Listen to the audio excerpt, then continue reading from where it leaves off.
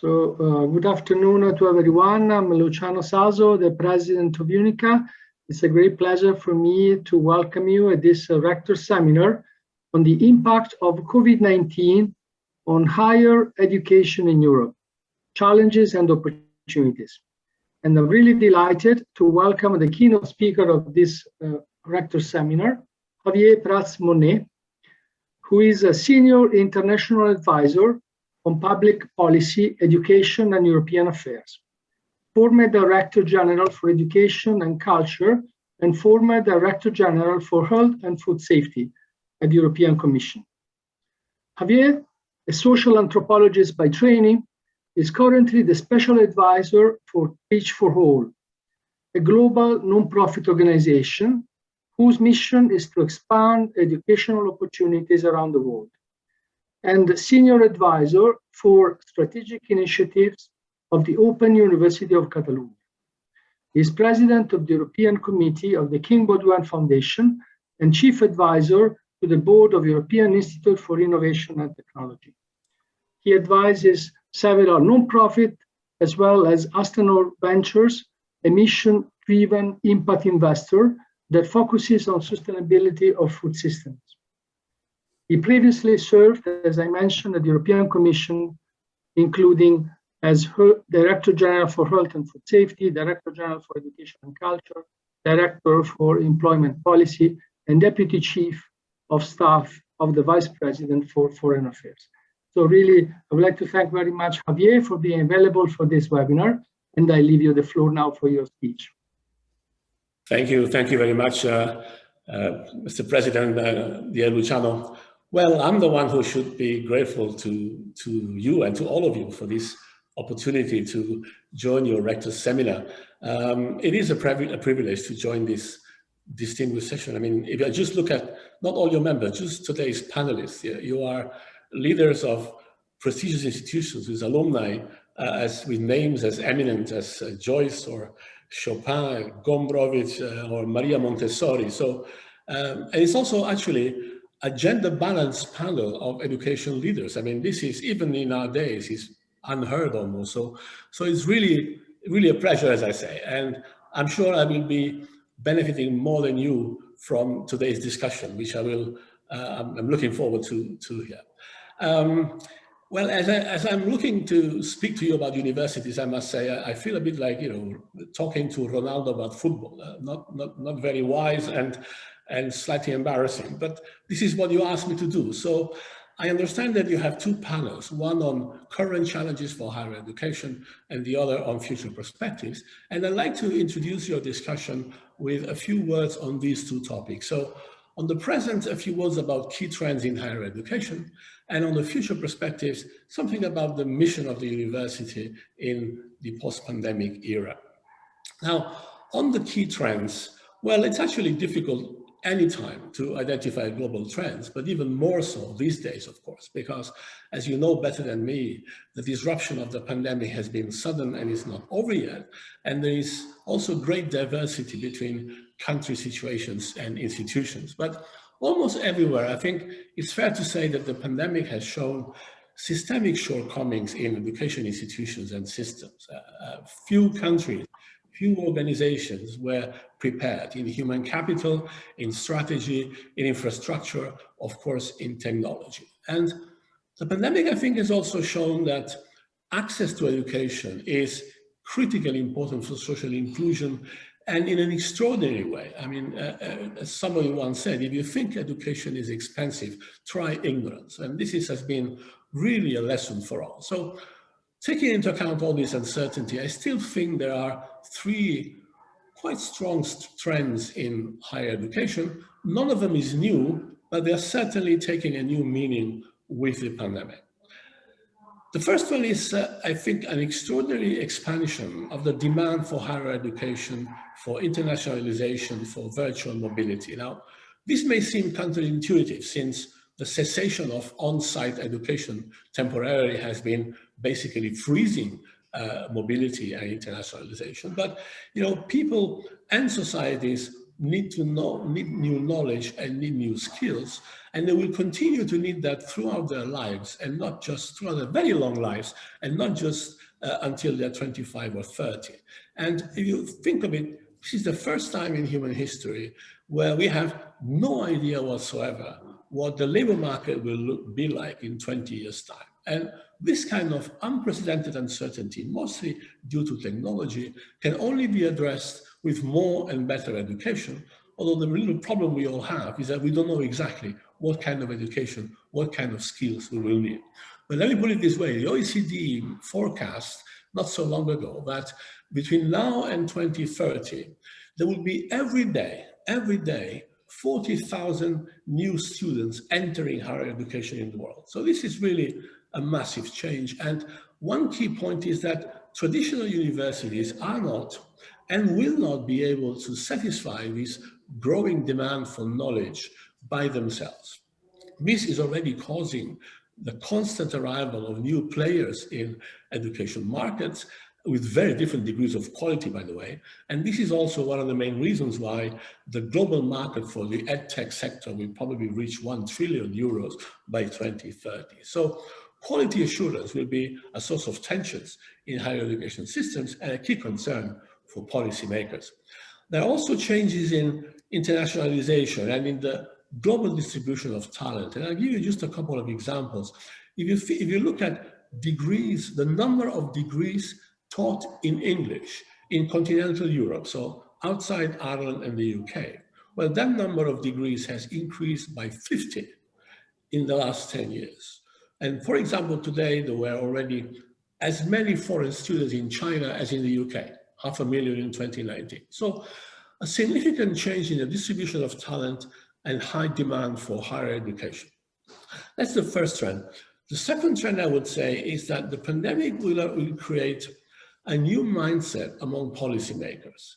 Let's put it this way, an awareness of the role of public institutions in general and the potential of universities in particular to address environmental and socioeconomic challenges, to uphold critical thinking and democracy, to reduce inequalities. I mean, the deciphering of the genome of COVID-19 in 3 weeks and the effective use of several vaccines in 300 days have shown the extraordinary things that technology and cooperation can accomplish, but also they have shown the incoherence of the current system of incentives in higher education and research. For example, I mean, is the emphasis on publish or perish the right incentive to ensure that researchers will focus on relevant and impactful topics? Maybe not. So policymakers will, I think, increasingly focus on putting education and research at the service of environmental, social, and economic challenges. And I think a telling sign of this is what is happening in EU institutions and policymaking. You know that education ministers in the EU meet at least every 6 months under each rotating presidency.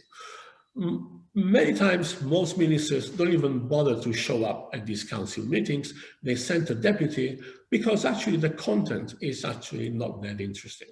Now they suddenly believe in mutual learning because they have realized suddenly that there is so much to learn with this complete uncertainty that the COVID pandemic has created. The European Commission started the European University Initiatives, and I know, as you were saying just before I began, that 35 UNICA participants are already joining this initiative. They started this without a clear idea of what will come out of it. Now they see it as an opportunity for systemic change in the way higher education works in Europe. And more generally, I'm struck by the fact that subsidiarity, so who has the right to act, suddenly becomes less important than who can actually add value and bring something to the table. So education has become a key element in the way member countries look at recovery plans, the way they look at reform, the way they look at organizing the expenditure of next generation EU. And in a way, to put it in a simplistic way, policymakers and academics are still strikingly different animals, speaking different languages, but they must learn to work more closely together, and I think they will. So that much for a second trend. A third trend is one that will not surprise you because you're experiencing every day, I'm sure, which is the digitalization of higher education. Now, the relationship between education and technology is an old story. I think it was probably 1913 or something when Thomas Edison said that in 10 years, schools will no longer need books because the cinema, which was his invention, by the way, was going to be an unbeatable pedagogical tool. Well, since then, there has been much discussion and not so much consensus on the impact of technology in education, mostly between the opposites of dreamers and skeptics. And many people are still skeptical. I mean, if you think of, if tomorrow Galileo, Newton, or Darwin actually came back to their alma mater, to Pisa, Cambridge, or Edinburgh, they would immediately recognize a classroom. They would understand the meaning of a master's degree without any difficulty. And the real big surprise that they will have has nothing to do with technology. They would be shocked and hopefully admired by the incredible number of women studying, women teaching, women conducting research. This is the most important change of higher education institutions in the last century, in the last 2 centuries, possibly, and has nothing to do with technology. So if the basic principles and tools of higher education have survived through 2 or 3 centuries, why wouldn't they survive the 21st century too? Well, I think it's a legitimate question, but I believe that the pandemic has settled this debate. The adoption of online and hybrid education is unstoppable, and our societies have been digitized for 25 years. With the pandemic, technology has invaded the only sector, perhaps, that was still insensitive and sometimes indifferent to technology education. So technology, and especially artificial intelligence, offers, of course, unprecedented opportunity to develop the potential of the human mind, to personalize education, and to do so not in a generation, but in a few years. It should be an incentive for stronger, not less, cooperation between science and humanities, because just as we need engineers to develop artificial intelligence, we need philosophers to understand its ethical implications for humanity. And of course, this also represents unprecedented challenges on inequality, of course, but also on something that has been less noted, which is the risk of the rise of determinism. Because technologies forget nothing, and therefore students can be limited by their own past at a very early age. I mean, failure at youth can be now a lifelong drag rather than just a yellow piece of paper in the archives of some school. So as a young person, again, from a very early age, people could be denied recognition of their ability to improve if a university starts playing with statistics and predictive algorithms to guess future performance and determine admission accordingly. So let's not underestimate the risk and potential of technology, but this is certainly something that will stay with education now, and it has been anticipated by the pandemic. And this brings me to the second type of comments I wanted to make, the future perspectives of higher education. So these trends I mentioned, expansion of higher education, a focus on societal impact, digitalization, they mean that universities have a great future, but I think it's fair to argue that it will not be universities as we know them now, because the pandemic has accelerated a deeper transition that is now unstoppable. Universities are losing at a very fast pace their monopoly on the creation, on the transmission, and on the certification of knowledge. Just compare the world of today, not with the day La Sapienza was created 700 years ago, not even with the day where the Autónoma of Madrid was created 5 decades ago, but just say 1990 when UNICA started. Well, at that time, not so long ago, without Wikipedia, the only source of knowledge was the professor. Without Google, the only way of transferring knowledge was the university. And without Coursera, the only form of certification was through higher education institutions and public administration. Digital learning is creating new business models, new audiences, international students off campus, broader demographic profiles, modular courses, unbundled rather than full degrees. I advise, as Luciano was saying, I advise the Open University of Catalonia. This is a young digital university created in 1995, actually as the world's first online university. It has now 80,000 students per year. 100% of students and faculty are digitally competent. 90% are at work as they study. 75% are over 25. The average graduation year is 40 years. And the university has a public mandate, it's non-profit, but it is managed as a private institution. Well, this setup, this governance is possibly more similar to the university of the future than what we have known so far. So if universities lose the monopoly of knowledge, what is a university for after the pandemic year? What is a university for in the 21st century? Well, some things don't change. I mean, a good university is one that defends its identity and responds to the needs of its environment. Now, this has not changed, but the needs have changed. The needs of our societies are now far more complex and far more dependent on knowledge than they have ever been. And this is why I think it's worth thinking of whether the mission of a university takes a new meaning. Complex challenges, populism, the discrediting of experts, the crisis of global institutions and multilateral governance, something we are experiencing every day, all this tells us that universities might wish to assume a more strategic, more ambitious, more active role in the public debate on the future of our societies and on the challenges of our century. They can aspire to have and to demonstrate a greater impact on society. So maybe we can change the way we think about higher education and higher education delivery.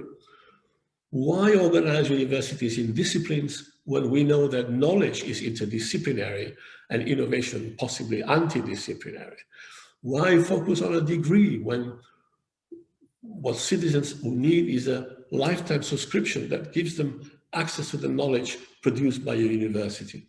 If you like a song, you don't buy an entire CD anymore, you subscribe to Spotify. Why not think about the unbundling of education in the same way as music? Actually, as you know very well, most of the edtech world is based precisely on that assumption about the future of education delivery.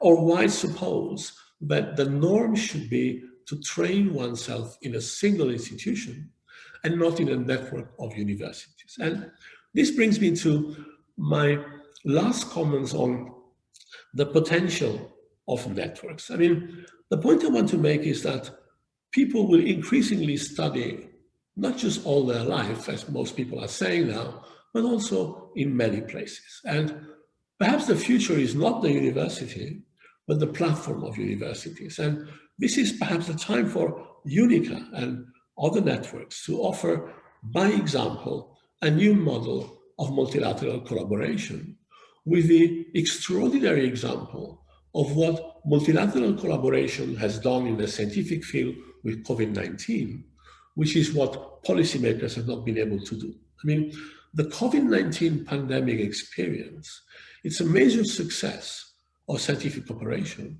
as a major failure of international collaboration and politics. So this is something to think about for the future.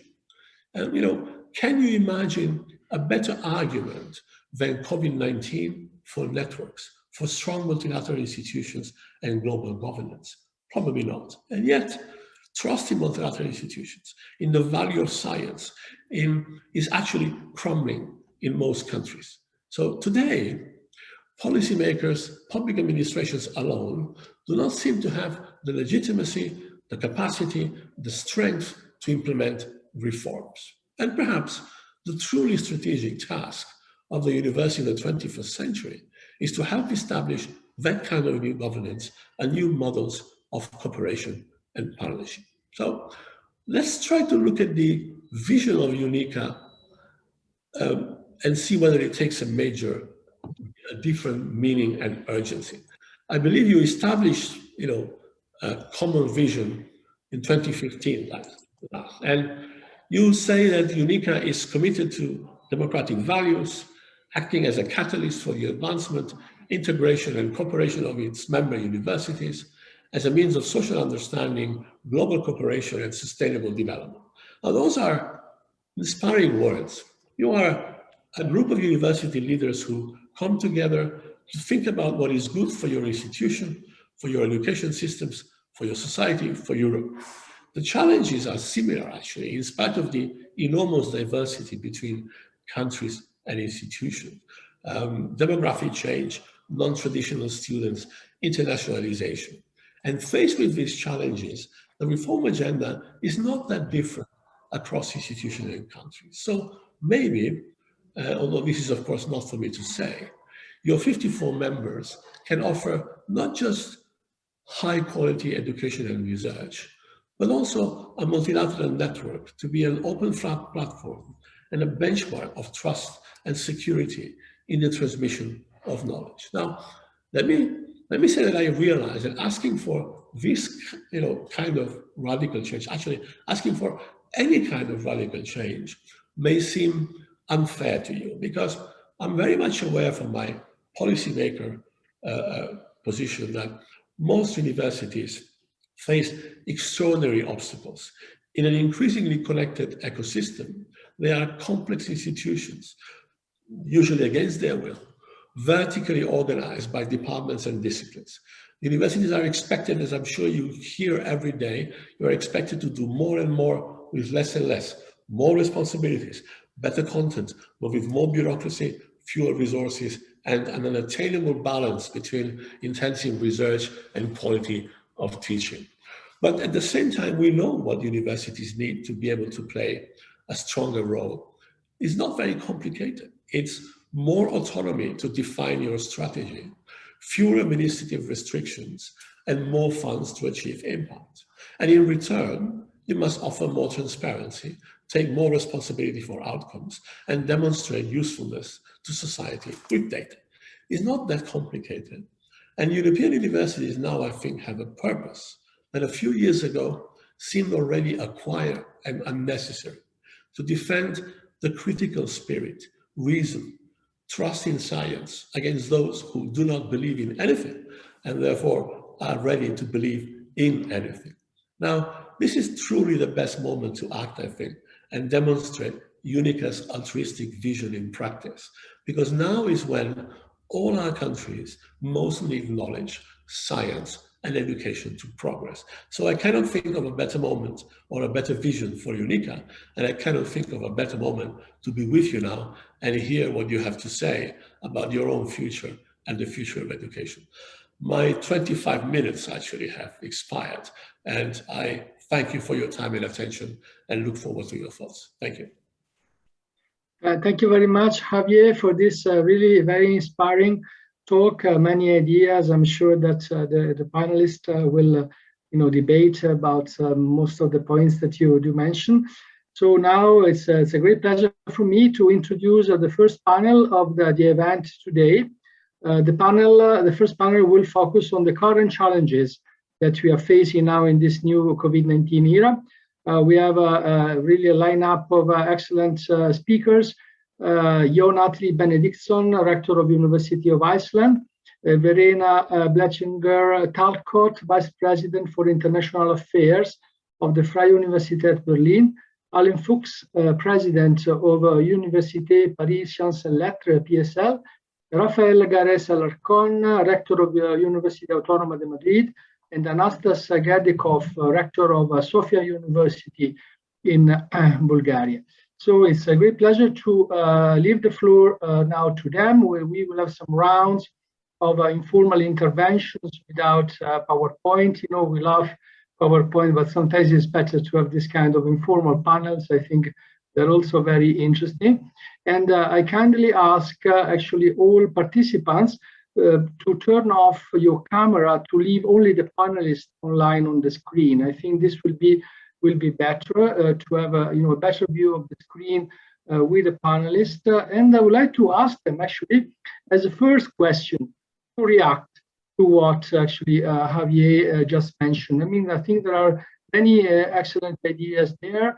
Also a vision for the future, also some kind of worrying, of course, elements, because of course we love our universities. We know that universities are changing. The change is really very quick. I fully agree with what he said about universities surviving many crises. Probably the universities are the longest and the oldest institutions in the world. There are, of course, European universities very old, but also Arab universities even older than the European ones.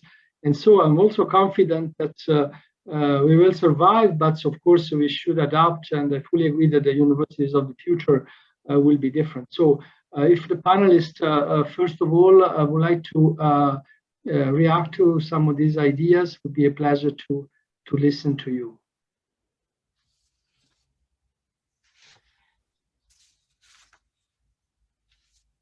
Who would like to start?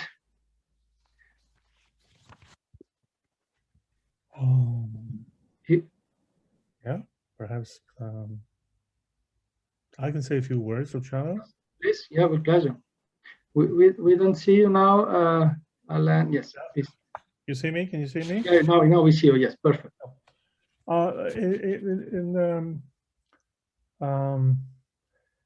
Let me say, I believe the starting point is that if we look at ourselves right now, we see many places, and this is the case in France, perhaps not everywhere in the world still, but we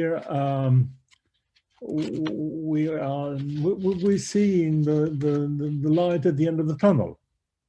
We're almost out of the pandemic, and I'd like to say that the first thing is we've survived. Okay, I mean, not only personally, of course, but our students are still here. We've been able to follow them. We've been able to educate them at distance. Everything was not easy. It was tough, but I think we made it. Actually, this is my point of view. I mean, it has been quite difficult. We're really trying to figure out what's going on next, but our universities are still well alive. Most importantly, I don't think we've lost many students. What I mean by losing students is students who just fade away, and we are not able to know where they are. They just left university. They sort of nowhere. We've had a few of them, of course, but not many. We've made a lot of effort, and I think probably in all of your university, of your colleagues, you did the same thing. The most important thing was to keep our hand on the students, to communicate with them, and to educating the best way we could. So this is something I think it's really important to say. Yes, we suffered a lot. It was very tough. It was very, unexpected. We learned a lot, but our students are still here, and they're waiting for a new 21-22 session that will be just as normal for them, meaning that they will meet their teachers again and get back to universities, etc. So I'm not talking about very original things, but I think the first point is that we made it we had a difficult time, but we made it, and we learned a lot of things. It's very interesting to see and to hear people saying, "Well, we're back to normal." Does this mean that we're back to the old days? I don't think so. I think we learned a lot. I think we discovered a lot of opportunities and not only difficulties. To take one or two examples, achieving internationalization at home, which seemed a bit awkward. this is typically the thing that we've been able to master, actually. There are things also about recruitment of international students. It's true that the pandemic impacted students' choices, aspirations, etc. But as we've heard a few minutes ago, it's impossible to predict. I don't know. No one would predict today that once the borders are open again, students will not be interested circulating around the world. This is, of course, totally this is totally nonsense. I think everywhere in the world, students are still, as ever, wanting to travel, wanting to discover the whole world. So we have to be ready to welcome them again. There's a lot of impact on their choice and aspiration, which we have taken into account, but international students will get back. Online learning, the pandemic, some predicted that universities will be replaced in the long run by private companies. Online education companies are set to bring flexibility at a much reduced learning cost, etc., etc. On the contrary, I believe that the pandemic highlighted the importance of traditional learning experience in universities. I think learning is a social and human experience, and one learns better through direct engagement with peers and professors. So students want to participate in social activities, and these social activities, I mean, the sort of a global experience. It happens. It doesn't happen through online learning. It happens in our premises. A lot of things like, I was talking about achieving internationalization at home. We have an example at PSL University in Paris. I think it's a striking example. This is only one example, but it's a striking one. Our students participated in the international student competition initiated by a network called C40, a worldwide coalition of cities combating climate change. It is called the Students Reinventing Cities competition, which invites students to redesign specific districts of cities across the globe, and that included Paris and Madrid, for instance. In this context, teams of students from our university, from the Political University of Madrid, New York University, and George Washington University in the US, came together to work on neighborhoods of Paris, Madrid, and Washington, D.C., to solve urban planning issues, dense traffic, air pollution, lack of green spaces. But they did it in a remote way, and they succeeded, actually. They succeeded. The teams on the ground locally could physically visit the sites, and the students from other countries contributed remotely. The work was supervised by professors of urban studies from PSL, our university, UPM, NYU, and George Washington. And the feedback was given on Zoom, and it worked extremely well. The outcome of this is that a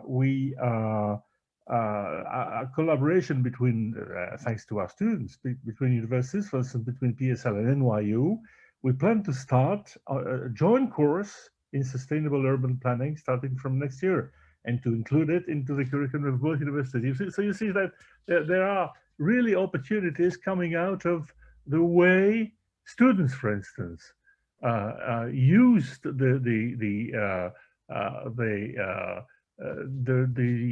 remote technology to continue working together, and really in a very enthusiastic internationalization way. It's internationalization at home.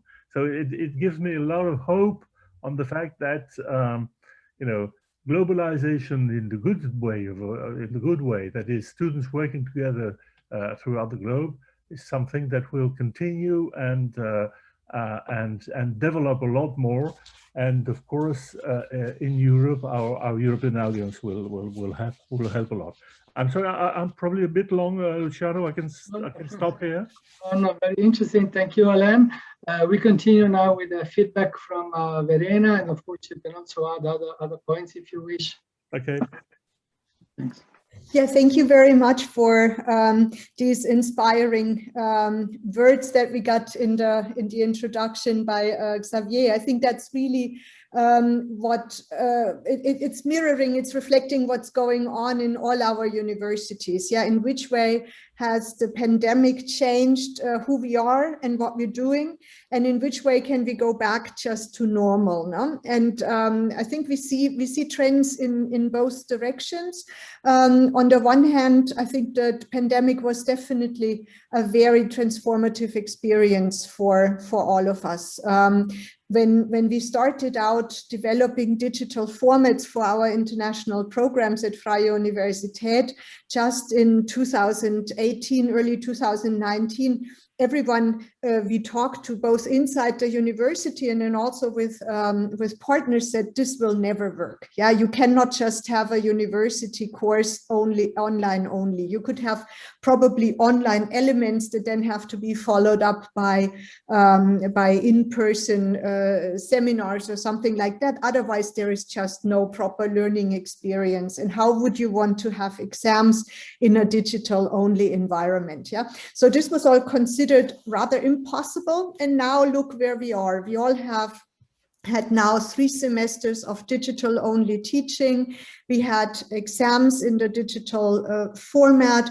We have found ways to interact with our students, to also keep together, stay together as communities in the universities. So these were things that we hadn't thought possible just 2 years ago. So we have learned a lot and we've come a long way. And I think some of the formats that we have learned, and we've also just heard it from our colleague, also from Paris, international seminars that involve students from different universities who work together in a digital format to solve problems jointly. The possibility to invite faculty from other universities to come to speak to our students, to have joint teaching opportunities, to share study programs. These are all things that are now normal, the new possibilities. And I think they expand the opportunities for universities to make a difference in society.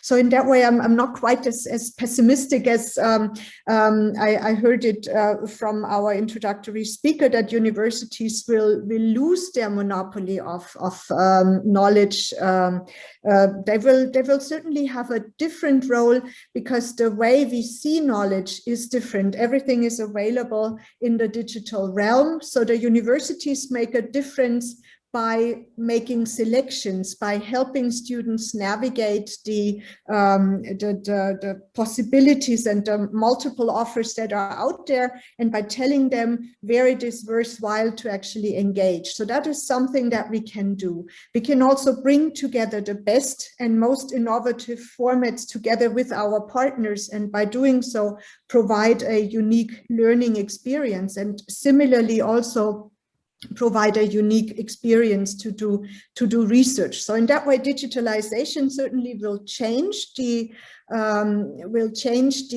way we've been doing our core business as universities, research, teaching, and also indeed making an impact on society, but it will not make us redundant. We are still the ones who know what is important knowledge, what is proper methodology, where the frontiers of our disciplines are, and where the opportunities for interdisciplinary research and teaching lay. So in that way, I think we are still playing an important role, but we will have to work more in networks. That's the other thing we have learned at Freie Universität.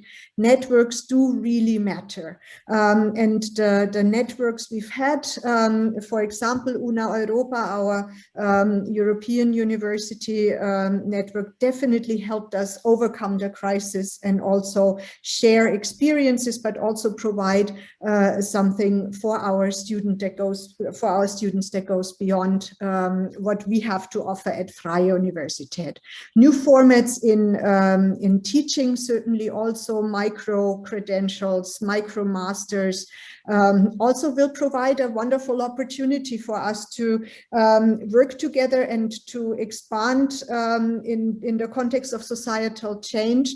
When we have demographic change, we also need to have more lifelong learning opportunities. It's no longer your formative period where you learn skills and improve on your skills is no longer over in your mid or late 20s, but we will learn until the very old age. So I think there we have a challenge to find formats that help us to negotiate between the new normal and the strong urge and strong need to go back to practices we have done before. Maybe one last point, there are quite a number of reasons why it's also good to go back to what we have been doing before, especially in international exchange. We already see our European exchange students, they are already coming back to Germany, to Berlin, and our students are going out again to our European partner universities. With other parts of the world, the United States, countries in Asia, Australia, it's still a little bit more difficult, but we also see the urge and the need of our students to go out, and the partners are asking, when can we come back? And I think here the challenge will be to organize opportunities for vaccinations at our universities so that students, especially from the Global South, and also visiting faculty members from the Global South, can get their vaccine when they come to our universities so that they can participate also in research and exchange. Why I think that is still important, why do we still need universities as also a space for knowledge and knowledge exchange and teaching? I think that especially for the students, university is also the place where you spend your formative years. You form networks, you form connections that that actually shape what you then are as a person. And this is difficult to do just in an online format. Students need to spend time together. They need to have experiences together, especially with regards to internationalization. The best online course does not replace the feeling of being someone from a different culture who has to be flexible, who has to adjust to the customs, the language, and the food that is presented in different parts of the world. So in that way, this is certainly something that cannot be replaced by online formats only, but we have to adapt, adjust, and include the new opportunities that are presented by the digital world, not only because of the pandemic, but also because of climate change issues, because of a strong need of our students to be climate neutral. And that also brings changes, brings challenges to how we are doing what we are set out to do, provide the best education for our young people, form the next generation, and have a deep impact on society and its discourses. Maybe just that much for now. Thank you very much. And thank you very much, Verena. Very interesting your intervention. Now I see Atli raised his hand. Yeah, good afternoon. Thank you very much. I'm very happy to participate with you, and I second the comments being just made here. I'm also, like Verena, optimistic. I think there are great opportunities for universities going forward, and I would like to remind that when we looked at the MOOCs and so forth, we saw that many companies could venture into the university arena, and it could have been seen as sort of the universities losing their ground, but the universities always have that they award the degrees, and we will not lose that, and that's very, very important. It doesn't mean that it will not change, but I think the COVID-19 pandemic helped us in many ways accelerate our progress in the obviously in the online arena, and also in terms of just using technology. And I speak to you here from Northern Europe, from a small nation with only about 360,000 people. And I have seen just during the pandemic that the university has become even more important than prior to the pandemic. So I feel that we handled it in many ways well.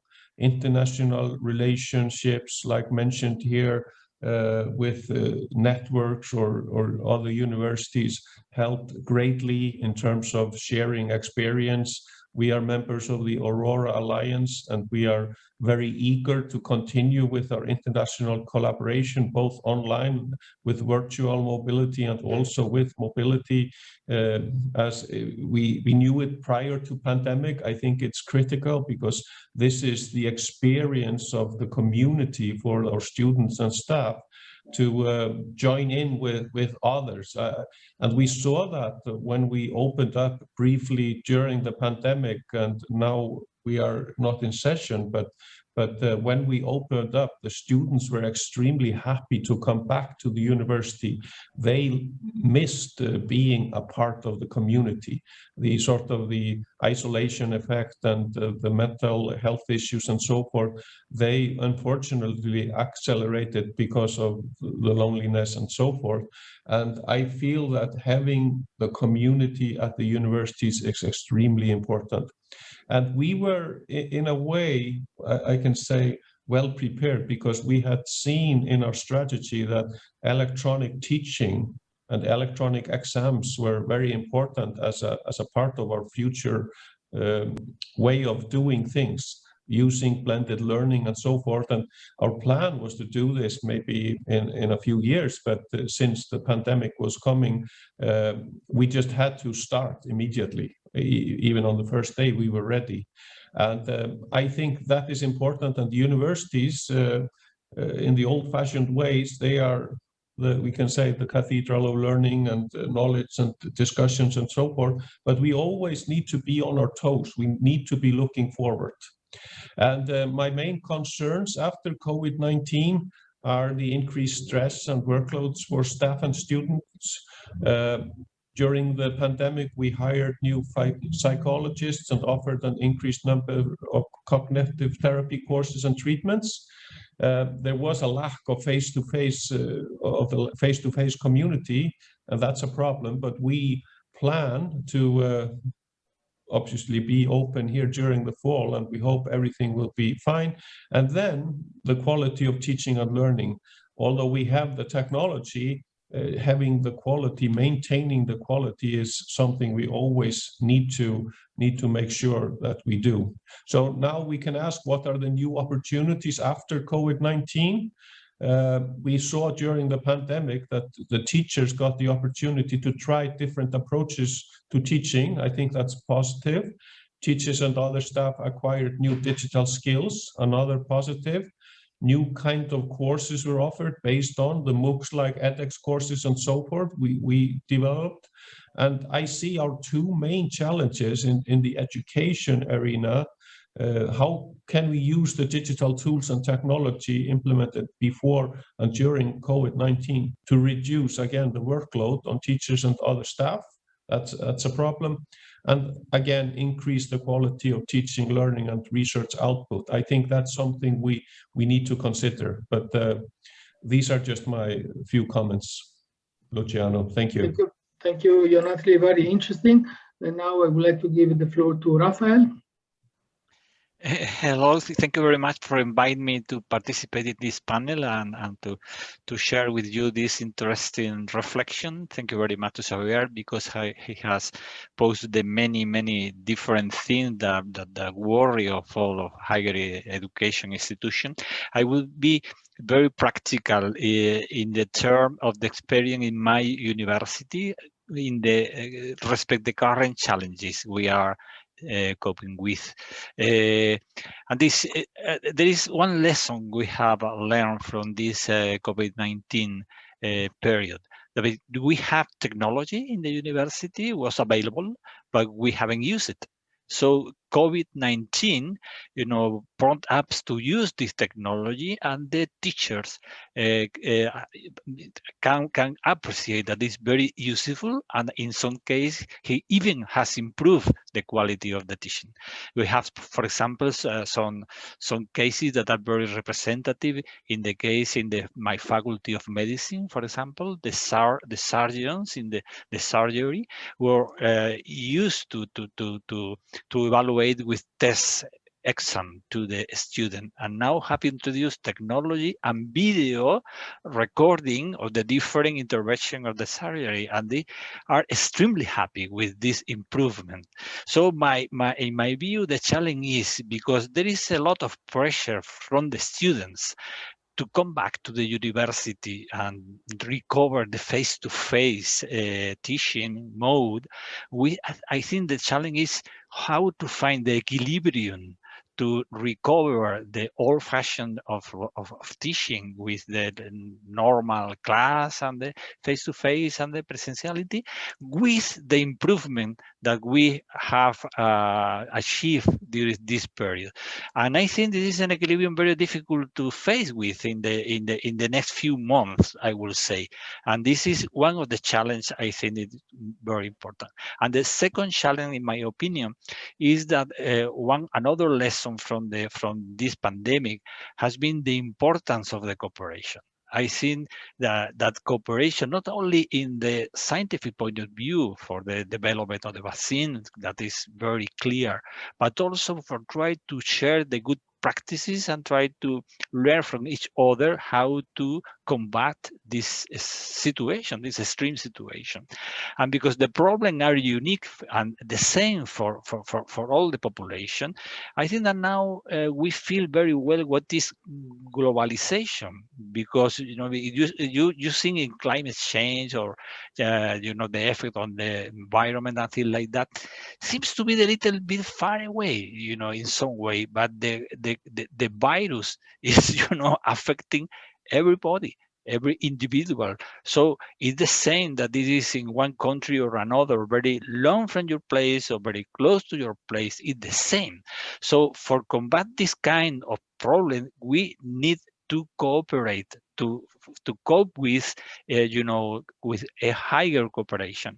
And I think that the second challenge is how to, foster this higher cooperation between the universities, the university system, because in my opinion will be critical for the future. So this is my contribution with these two perspectives of the two challenges I think are very close to our days. Thank you very much, Rafael. Anastas, please. Thank you, Luciano.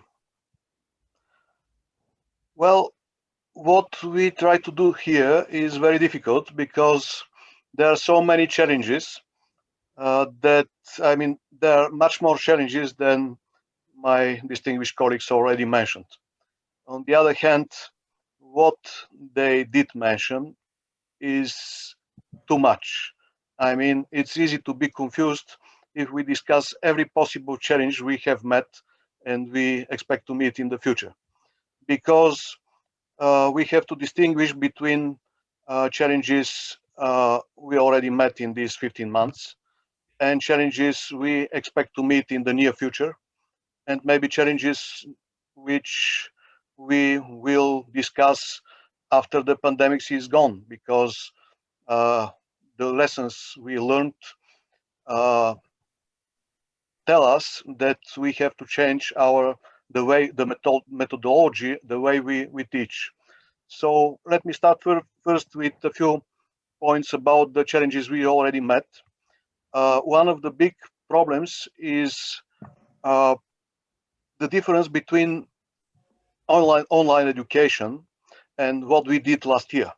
Because what we did last year was one kind of forced emergency remote teaching, which means that many professors didn't change anything. They didn't change the methodology or something else. They just went online. So they tried to do the same, but not in person, but online, which is not good enough. And it was very challenging to to say if the quality of education remained the same or was lower because of this emergency switch. Then on the second place, I would say that there were many challenges which the students met, because many students didn't have enough skills or computers or internet access and so on, which was very difficult for them. And also, I know many teachers who weren't able to go immediately to use all the possibilities, all the opportunities the new technologies offer to us. So these few challenges from the last months are significant for the many problems we will meet next year if we don't start in person. The main problem, of course, was the mobility. We have many international students. Much more students come to us than Bulgarian students go abroad. I don't know why, but under the Erasmus program, we have much more incoming mobility than Bulgarian students going abroad. And this stopped from, I mean, we canceled all the mobilities, or then in a few weeks we had to go to virtual mobility, which is not the same, as you know. So we have all these challenges, and also we have the problem with the financing, because many universities have so many financial problems because of the pandemics that it's not possible to overcome them. I hear that in Australia 17,000 teachers, university professors, were fired because the universities don't have enough financing, which is a huge number. And okay, I will stop with this and say a few words about the future. It's very important how we'll start next year. If the pandemic is gone, then we'll start in person, but if not, then we'll have to solve the same problems for another year, which I don't think we have, of course, much better experience, much more experience, but I don't think we will solve these problems much better than last year. And about the challenges which the way we teach, I mean, we have to discuss the way we teach in general. Let us assume that next year the pandemic will be gone. What will we do from this point with our methodology? Will we do what somebody here mentioned, say to the students, we won't teach you, we won't give you some any information because you can find everything you need on internet. We just will teach you how to distinguish between valuable and useful information and fake information, or information which is not useful. Maybe we have to switch to another kind of another form of teaching. I don't know, but we have to discuss this because students changed and we learned some new things, and many professors ask themselves if the way we teach is enough after all this experience. So this discussion is much more important than to discuss what challenges the last few months, what challenges we faced in the last few months. Thank you. Thank you very much, Anastas. Thank you to all. This first round of intervention really has been very interesting already. I want to continue to go a little bit deeper on some, let's say, pragmatic elements, because UNICA, of course, likes to debate all issues, from a general point of view, but then we also try to have an impact in Europe, but to really try to voice out to policymakers some concrete ideas. And to go deeper in this direction, I want to mention that, of course, all of us, based also on these interventions, we agree that we should go back to a new normal in which, of course, we should try to allow our students to meet, physically, to have this kind of social life, which is important in a university.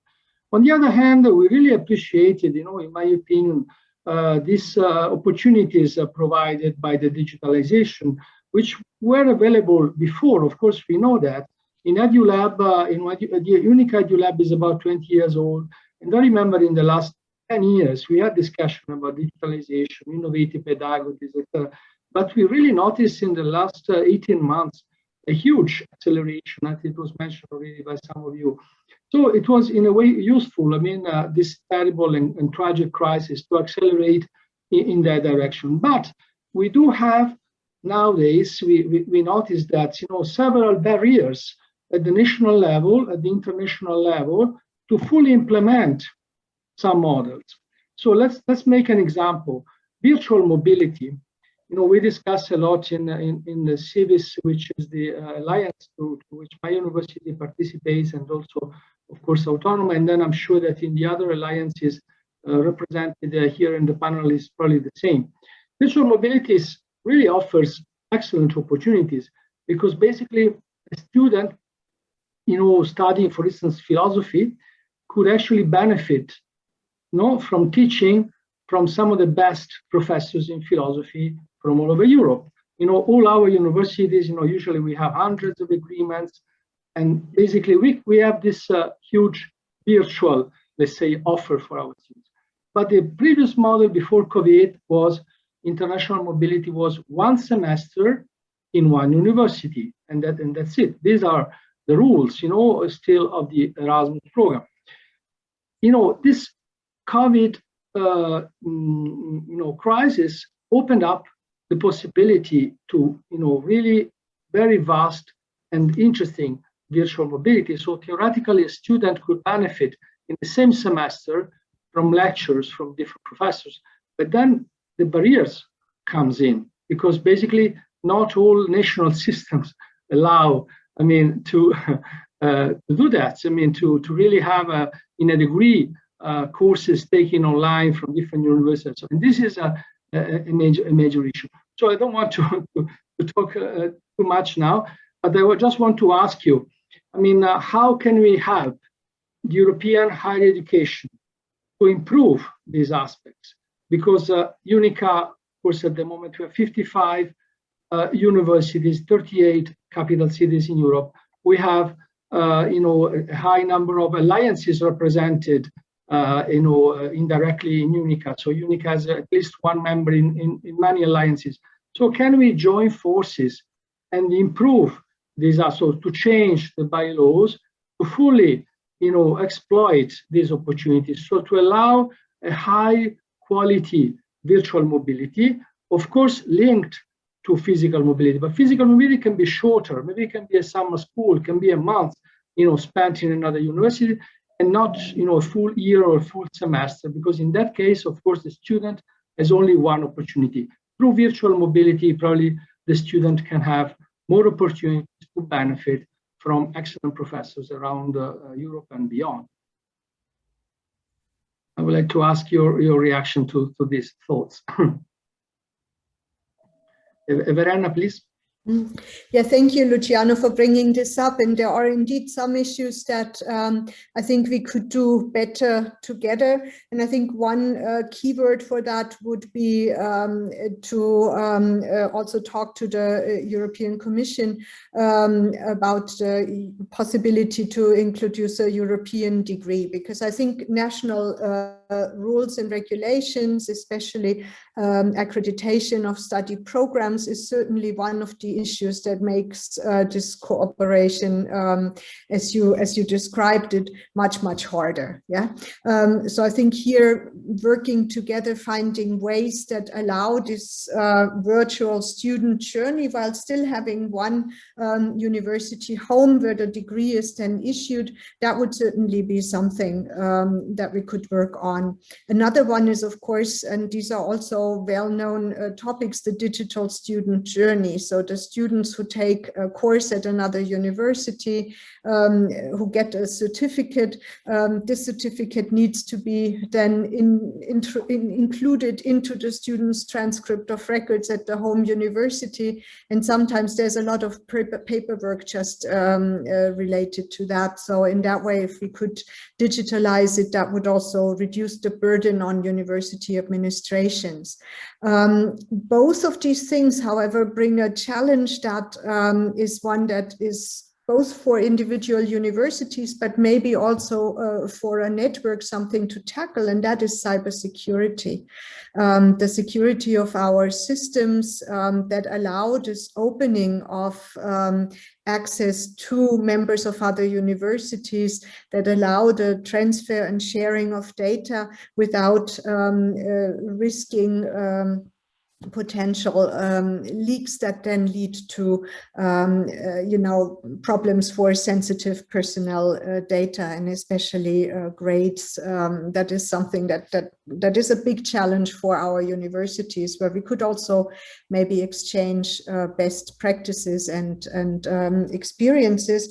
And then the last challenge that I also see in the collaboration also with universities from different academic settings is the negotiation between fee-taking and non-fee-taking institutions. So if we have universities in the network who charge a high fee for their students to get credit and to get a grade, and we have others in the network who are non-fee based, then of course we have to see how we can avoid the free rider problem. And so these are things where we, I think, could talk together and see what ways are thinkable, doable to overcome these challenges. So cybersecurity, the question of accreditation, the digital student journey, and the question of fee-based systems versus non-fee-based systems. I think these are the big challenges I could identify. Thank you very much, Verena, very useful. And Rafael? Well, I think that virtual mobility and blended education will play a critical role in the higher education in the future. It's I know this is the way that is open now after the crisis of COVID-19, and they need a very strong commitment of the European Union policymakers. This is without the commitment of all the institutions is very difficult. But as you say, we need to solve a lot of problems in the organization and the structure of our program, our degrees, our master, and so on. But I think that it is the normal way to follow after this crisis is to implement in a, I would say, very, very, very decisive way the virtual mobility of the student and also the blended education. And in this concept, I think it's very important to have in mind that we need open degrees. I mean, the notion of the open degrees in the sense that the student can select some of the modules and they have, progressing in the different, learning or different things, with professor belonging to different universities in some way in the face-to-face education and another way in virtual mobility. I think needs to be open in the degree, not very rigid and not very strict that nowadays are structured, I think. And this is in connection on the way that I think that we need to see the education as a long way, not only in the university, but from the beginning in the primary school and so on, and in the continuation after the university, in the long life learning. In this holistic, focus to the education, I think it is the way to find the right thing and the success, because it's important that the citizen has also a very strong knowledge of the basic things like history, philosophy, mathematics, things like that, and also they have to in all the time to try to readapting to updating the skills. So we need to focus the university in the center of a long path of education, in this path, virtual learning and blended education would play a very, very important role, I think. Thank you very much, Rafael. And you, Atli? Thank you very much, and I echo the comments by Verena and Rafael. I think there are many different things we need to keep an eye on. I think virtual mobility within the networks, or just or alliances, or just between individual universities, is something that will now be offered, but it's not ideal in many ways. And I think although we will use this opportunity to explore that and offer that, the usual mobility, physical mobility, will also be very important, because the international experience, it is clear that we get some of it by using virtual mobility, but the full international experience will be via physical mobility. So I'm very much for that. But we see during the pandemic, like having a meeting like this, Luciano, we have talked about this in the past. I've never made it to UNICA meetings, but now I can make it to the meetings, and that's excellent, because then we can share the knowledge without spending many days. But it does not replace the good experience of joining you at meetings. So we just have to mix this. And I think with the virtual mobility, we should do it gradually.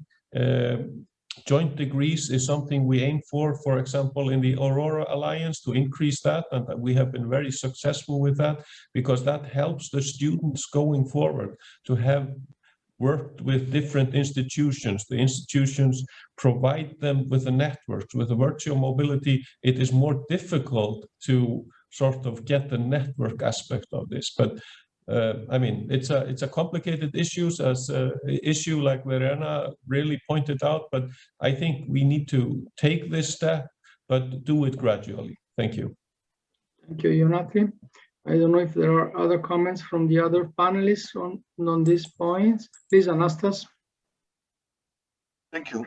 I would go back to the initial question of Luciano, because I agree that physical mobility is very important. I even was afraid that the problems with the physical mobility would have negative impact on the broader goal of internationalization of higher education. So it's a very important thing, including the physical mobility of teachers. But on the other hand, Luciano is right that virtual mobility give us something new, which we didn't have before. In the last months, I saw that at every university in the region, in my region, there were many lectures of professors of universities from many countries, maybe also outside of the European Union, which were very useful, because some of these professors are really good, and it's impossible to have them physically, for example, in Bulgaria or Bucharest or Sofia or Athens. And we did meet these professors because they agreed to meet us online and to have a lecture online. So this is something good which we didn't have thought before. On the other hand,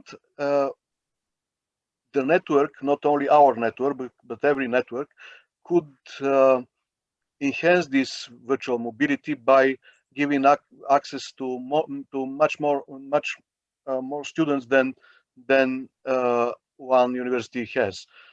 If we have a really good lecturer from an important field, then it's possible to invite students from different universities, not only our own students, because it's really worth it to have this lecture to teach to them.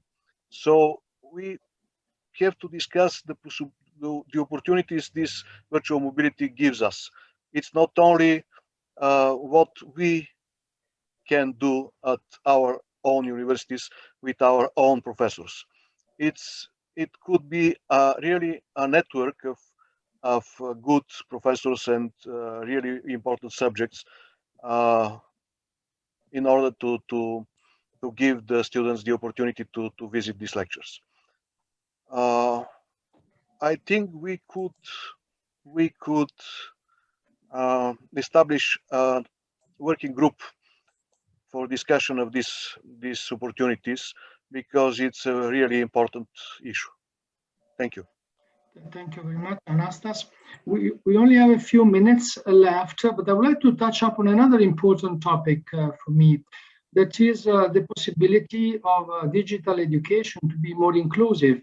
So we can offer, actually, in some cases, high-level education to people that for different reasons could not benefit from this high-level education. I would like to have a comment from you, if this is also your experience, if you think that in the near future our university will actually serve a larger number of students with difficulties in the traditional education.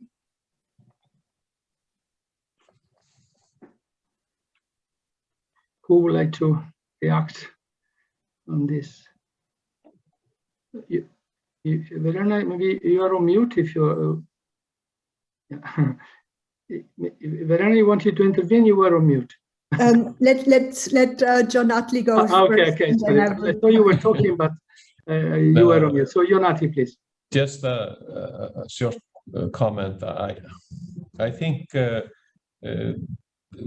definitely the pandemic has sort of put pressure on universities to make the education more available. I mentioned in the initial comments the MOOCs.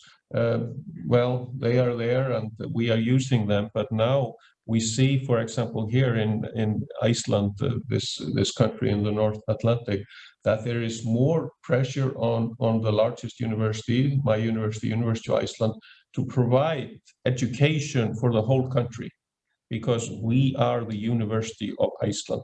So the politicians are talking to us about this, and we want to fulfill this. So we want to have it more inclusive, so everybody has an opportunity, but it is complicated. So I just wanted to say that we are for it, and maybe when we are talking about virtual mobility and moving forward in that way, it will also offer something to the rural areas, or I can say other areas here where we have significant populations in our small way. But I think we have the opportunity, and we have learned a lot from this, and we will move forward in that way as much as we can. But the quality is always the key thing, because as I mentioned, we are giving out degrees, and they always have to be such that we maintain the quality. Thank you very much. Thank you. And now Verena, but I think she lost the connection. So we continue with Alain. Can you hear me? Yeah. Yeah. You can hear me and see me. Beautiful. I don't have really. I agree with you, Luciano, that inclusivity is really extremely important. The point is that following Verena's points, I think it would rather be, I mean, technically difficult, and we have to think about it, but it is a really good point. Going back to virtual education versus personal versus direct education, I think I fully agree with what was said from our colleagues. The fact that we have to go into find an equilibrium, some stable state between virtual and then direct and personal education. We'll do that by progressively through the years by trial and error. If we want to start and be attractive with the kind of virtual education that you were talking about, Luciano, I believe that we should start, and someone said that already, with providing a few courses, a few conferences, lectures by some of our really outstanding researchers. if each university in the given network is able to select someone like, we have a Nobel Prize in economy, and it's not a general economy, it's an economy of poverty throughout the world. She's absolutely bright. She's giving excellent talks. This is very important also, because the virtual education, even though the content would be fantastic, if the teacher is boring, then virtual education drops down. So whenever we start, I think we should start slowly, but by providing really outstanding and not run-of-the-mill, outstanding conferences with our top stars, and that would attract a lot of people. And then we were following, we certainly, Verena was absolutely right in describing all the difficult points that we will have in the EU. But if we start slowly with a few lectures given by outstanding researchers that we can select and who would agree, then we would probably be able to start the whole thing. We need to run the engine slowly, but to run it and progressively address the different issues, the technical issues, bylaws, which are not very simple. Thank you. Very interesting. I think Verena wanted to intervene, but I think she lost the connection. I don't see her anymore. I hope she will be able to come back. I will say a few words, Luciano. I think inclusion is also very important, of course. It's not easy, but it's very important. I think it is very related with civic engagement. I think one of the main focus of the university of the near future will be to increase the social impact of the university, not only in the region, but also, in the global way. We need to improve our impact in society at all the levels. So for this reason, I think that the implication in the society of the university is now a real necessity, and this is very related with the inclusion, because if you are very engaged in the civic society, you can implement different activities, course, you can reach a lot of people. So the problem with this is because the university nowadays has to face a lot of challenges. It's very important the role that the different countries and Europe in general, made to decide to that the university follow and obtain the funding for try to do all these kind of things. So I think that one of the lessons also of the COVID-19 has been that the university have a strong potential, because the response of the university to the crisis has been very rapid and very effective in general terms, and also in the different countries. So the potential of the university as a higher education institution, but also an institution with the capacity to have a lot of things to say to society is very impressive.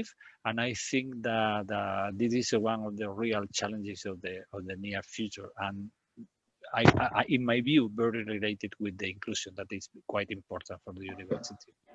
Thank you very much. Really very interesting. We have a few minutes left, but I can already say that there are many excellent ideas that we will try also to develop further in the UNICA Edu Lab. That is a really very active working group of UNICA. Now is chaired by Romita Yucu from University of Bucharest, and there are already very good plans to go deeper on the discussion. And of course, we are looking forward to discuss this issue again in other panels, with of course other rectors, vice rectors, and other leaders from UNICA.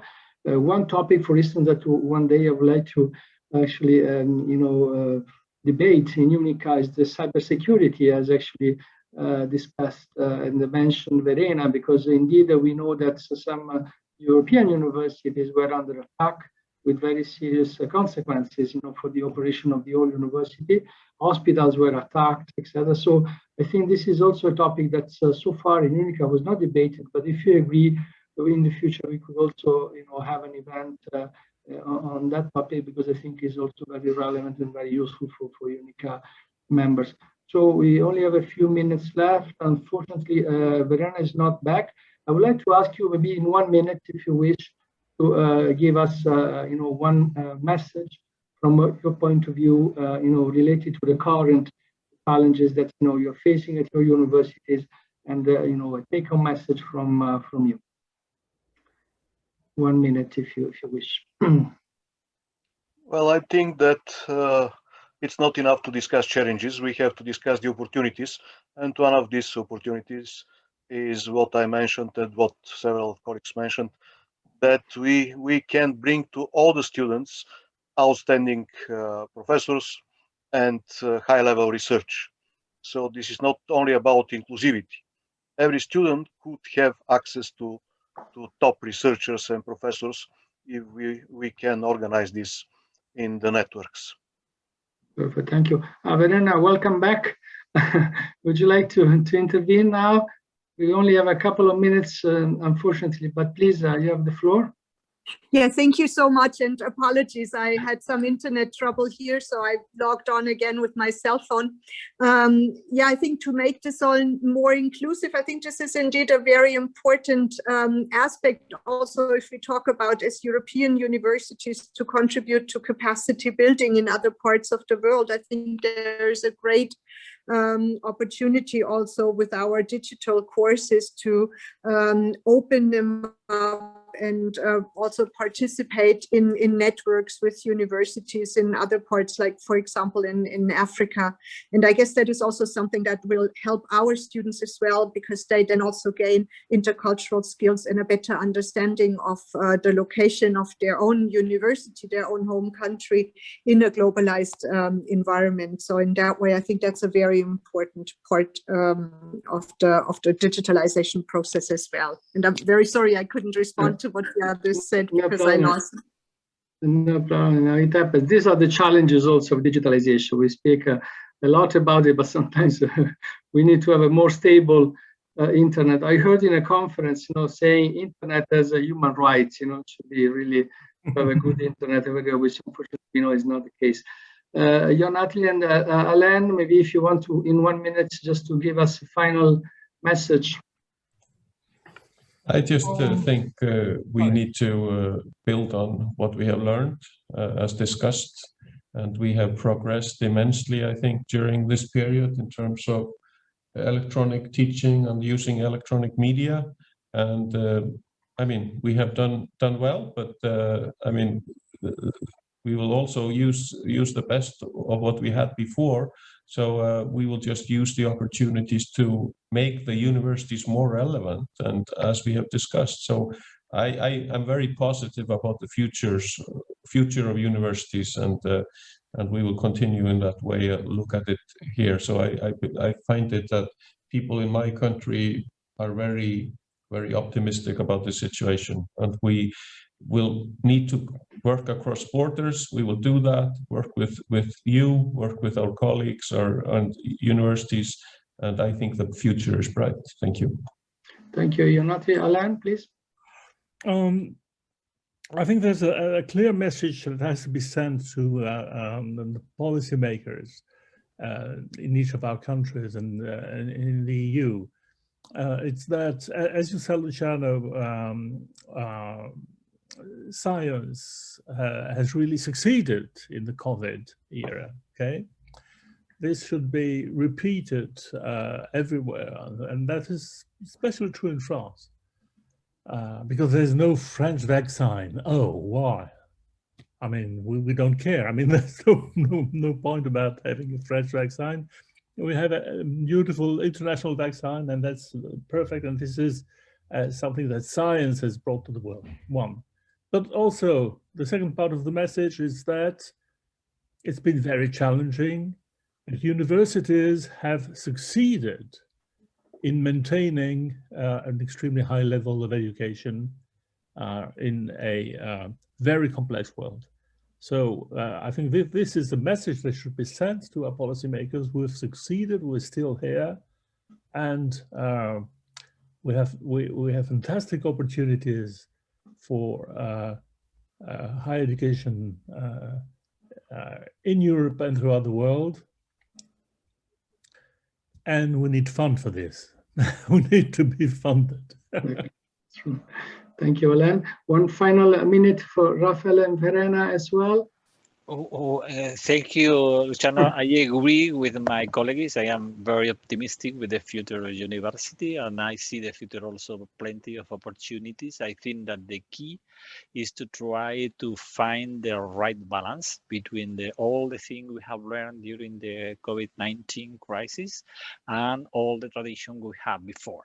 So if we manage to find the equilibrium in online learning, but face-to-face learning, to implement virtual mobility, but also with the real mobility to have the multicultural experience that is critical.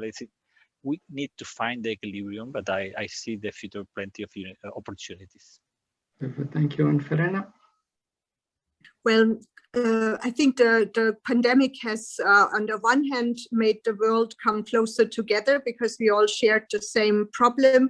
We all had this through digitalization, through digital tools, had opportunities to work together much more closely. But at the same time, we have seen a renationalization in many ways, protect our borders, save us versus the others.